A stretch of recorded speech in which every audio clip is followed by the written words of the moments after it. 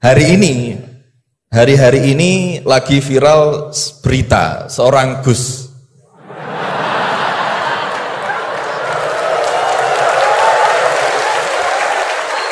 Mohon izin. Yang mungkin berceramah dengan kalimat yang kurang baik, mungkin diniatkan guyon tapi malah melukai hati orang lain. Tapi Masya Allah Gus Bahak guyon tapi tidak pernah melukai hati orang lain.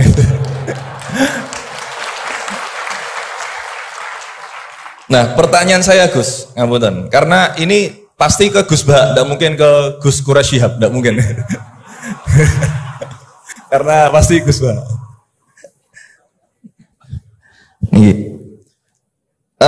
Sebenarnya sejarah panggilan Gus ini seperti apa gitu?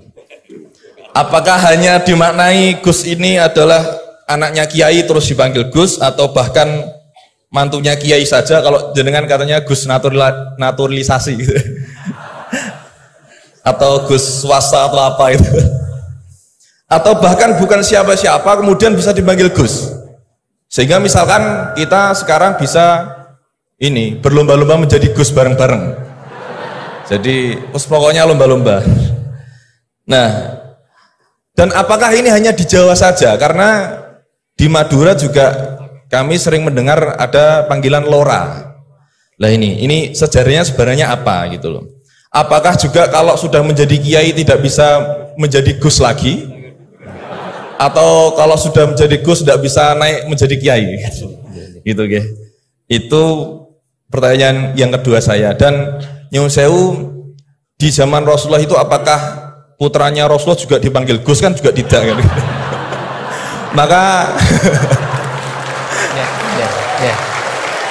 Maka kalau Gus ini tidak ada di zaman Rasulullah, berarti semua Gus ini bid'ah gitu loh. Karena Gus tidak ada di zaman Rasulullah. Ngerti nggih? Ya, jadi intinya sejarahnya dan standarisasi Gus itu apa yang orisinil gitu. Yang kalau misalkan di dunia, di Indonesia ini yang Gus orisinil hanya jenengan, berarti semuanya palsuan gitu. Lah ini tentu bisa dijelaskan Gus. Ngapunten, matur suwun sangat. Wassalamualaikum warahmatullahi wabarakatuh. Waalaikumsalam. Ini yang provokatif dulu itu ya.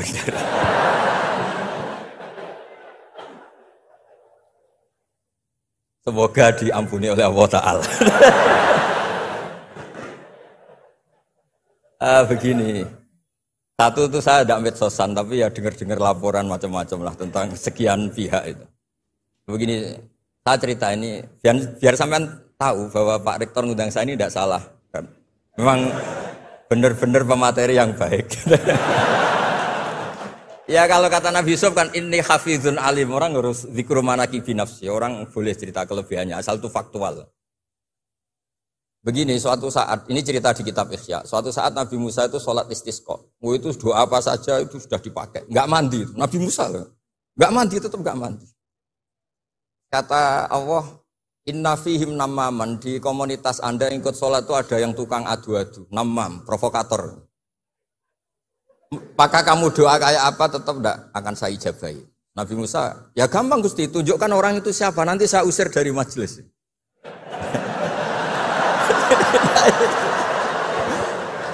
Jawabnya Allah itu lucu. Saya ini orang yang mengharamkan namam, mengharamkan namimah. Kalau saya menunjuk orang itu berarti saya juga namam. Intinya itu Allah terus mengabaikan sekian peristiwa namam. Jadi kalau pertanyaan provokatif terus kayak gitu tuh mesti diabaikan oleh Allah Ta'ala. Karena nanti repot itu. Repot. Memang saya termasuk Gus yang asli itu jelas kalau itu.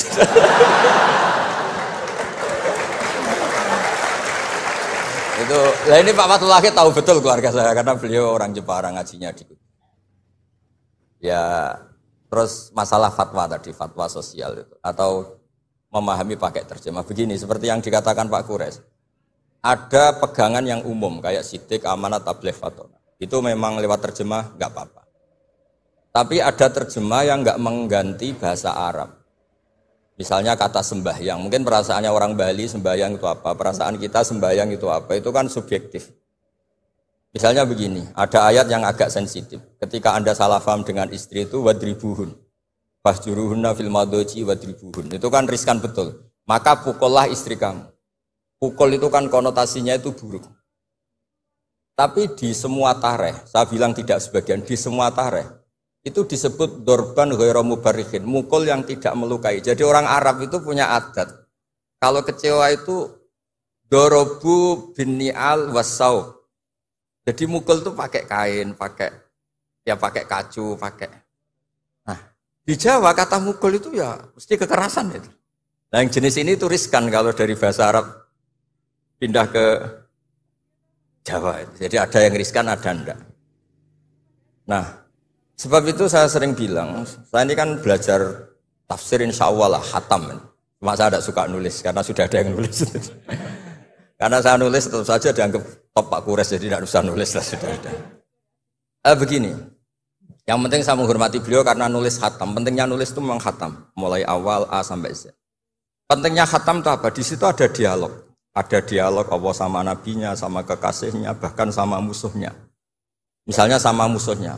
Itu Nabi Musa masih dibilangi sama Allah, faqula lahu qawlan layyinan. Ini penting saya utarakan. Nah, suatu saat Harun Ar-Rasyid ini didatangi ustadz, mungkin ustadz yang amatir lah, masih latihan ustadz, jadi masih ekstrim itu. Ya Amirul Mukminin, ini nasihun lak, famusyaddidun alaika, fala tajidanna fi nafsika aliyya syai'an. Ya sampai latihan bahasa Arab nanti Pak Rektor. Bukan Anda, Gus naturalisasi tadi Anda. Saya akan memberi nasihat engkau, kemudian cara nasihat saya itu musyaddid, ekstrim. Maka jangan kamu anggap serius. Maksudnya jangan penjarakan saya ketika saya nasihat ke kamu ini kasar. Jawabnya Harun Ar-Rasyid itu langsung bilang gini. Bilang ya jahil, ini karena Arab. Orang Arab itu kalau ngomong jahil itu tidak sekasar yang kamu bayangkan, karena makanya bahasa Arab itu susah. Saya itu ini cerita ke Pak Kures, ini curhat, bukan cerita mufti, curhat. Kiai Jawa kalau maknani wailak waihak itu ciloko kue. Padahal sering Nabi itu kalau kecewa sama seseorang bilang wailak sama waihak. Akhirnya santri tanya, lo katanya Nabi itu halus sopan santun kok ngendikan wailak waihak, yang artinya itu celaka kamu. Ada orang tanya Nabi dan orang itu tidak paham.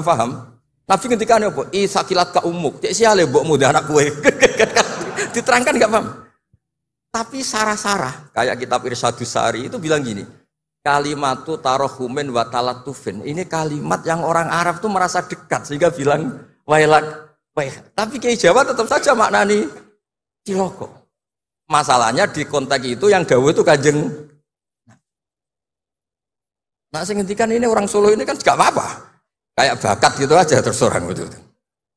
Nah, yang seperti ini enggak bisa dipindah ke terjemah. Dan itu saya teliti dari sekian tradisi, ya tadi kayak wadribuhun. Makanya terus ulama nyusuli dorban ghairu mubarrihin. Mukul tapi tidak melukai. Karena orang Arab itu biasa kecewa mukul pakai peci. Tapi kalau orang Jawa enggak bayang mukul.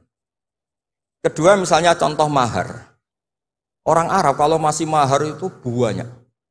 Karena jumlah mahar banyak, kemudian setelah suami istri hubungan intim, setelah dicerai itu kadang kepikiran ngambil karena maharnya misalnya Alphard 1 miliar gedung. Sehingga harus ada pelarangan mengambil ulang mahar. Wa in aradtum istibdala zawji makana zawji wa ataitum isdahunna qintaran fala ta'khudhu minhu syai'a. Atakhudunahu buhtana wa itsmam mubina. Terus wa kaifa ta'khuduna?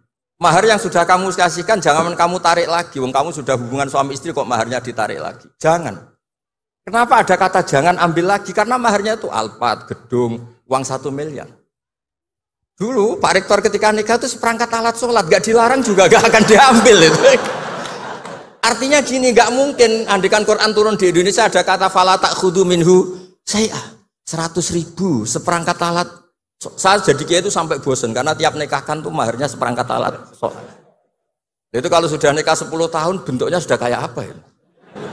Itu nggak usah Allah repot-repot bilang jangan ambil lagi, jangan ambil lagi. Nah, itu kondisi yang antara kita dan tradisi Arab itu beda. Dan saya belajar tafsir sampai segitunya, makanya nggak salah lah kalau saya diundang itu nggak salah. Maksud saya yang naturalisasi tadi ya nggak usah diundang gitu maksudnya.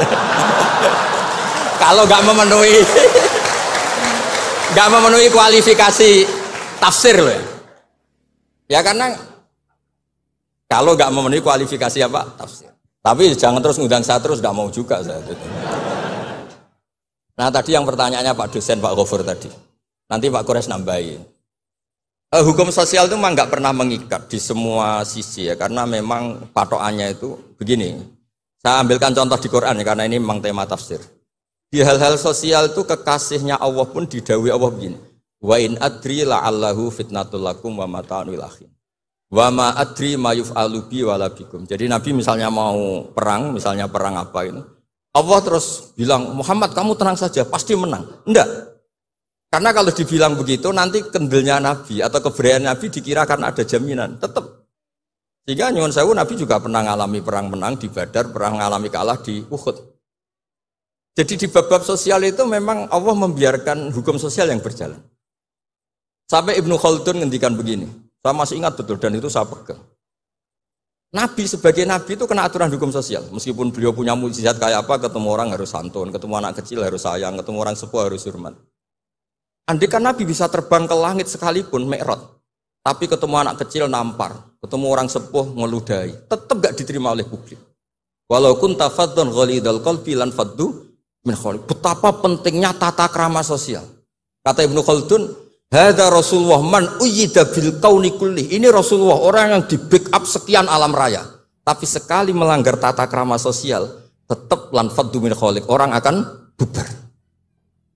Sampai ngegoskan saya, sekarang tak pisoi. Wah Gus sopo Gus kok mison, mesti langsung gitu. Nah coba misalnya sekarang nyun sewu saya ngeludahi Pak Rektor, langsung dipecat ya. Artinya tatanan sosial, meskipun saya keramat. Makanya kata Ibnu Khaldun, hadza Rasulullah man uyyida bil kauni kulli law syaa. Ini Rasulullah orang yang bisa mengendalikan alam raya karena kekasih Allah.